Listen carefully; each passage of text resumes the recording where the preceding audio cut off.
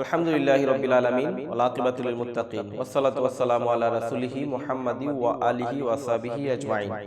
সম্মানিত দ্বীনী মুসলমান ভাই বোনেরা, আজকে আলোচনা করব কিভাবে নামাজে মনোযোগ ধরে রাখা যায়। আমরা যখন নামাজে দাঁড়াই, বিভিন্ন রকম দুনিয়াবী চিন্তা আমাদের মাথায় উপস্থিত হয়।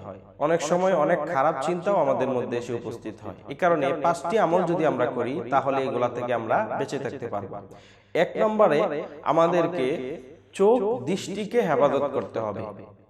আমরা খারাপ কিছু দেখা যাবে না, বেগানা নারীর দিকে তাকানো যাবে না, নাটক সিনেমা অশ্লীল কোনো কিছু দেখা যাবে না, তাহলে আমরা নামাজের মধ্যে মনোযোগ ধরে রাখতে পারব। 2 নম্বরে হারাম খাওয়া থেকে বিরত থাকতে হবে। মানুষ যখন হারাম খায়, তার মস্তিষ্কে একটা প্রভাব পড়ে, স্বভাবতই তা হারামের দিকে মানুষকে ঠেলে।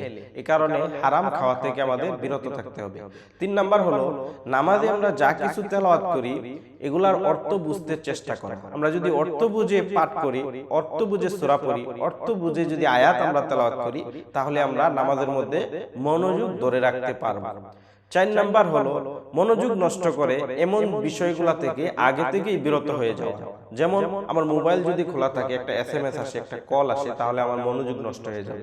এই কারণে আমার মোবাইলটা আগে থেকেই বন্ধ করে সুন্দরভাবে আস্তে ধীরে আমি নামাজের মধ্যে দাঁড়াবো। 5 নাম্বার হলো, আমরা নবীজি সাল্লাল্লাহু আলাইহি ওয়াসাল্লামের একটি দোয়া বেশি বেশি পাঠ করা। আল্লাহুম্মা আইন্নি আলা যিকরিকা ওয়া শুকরিকা ওয়া হুসনি ইবাদাতিক। নবী সাল্লাল্লাহু আলাইহি ওয়াসাল্লাম এই দোয়া বেশি বেশি পাঠ করতেন। আমরা যদি এই দোয়া বেশি বেশি পাঠ করি, তাহলে অবশ্যই আমরা নামাজের মধ্যে মনোযোগ ধরে রাখতে পারবো। আল্লাহ তাআলা আমাদেরকে সুন্দরভাবে নামাজ পড়ার তৌফিক দান করুন। আসসালামু আলাইকুম ওয়া রাহমাতুল্লাহি ওয়া বারাকাতুহু।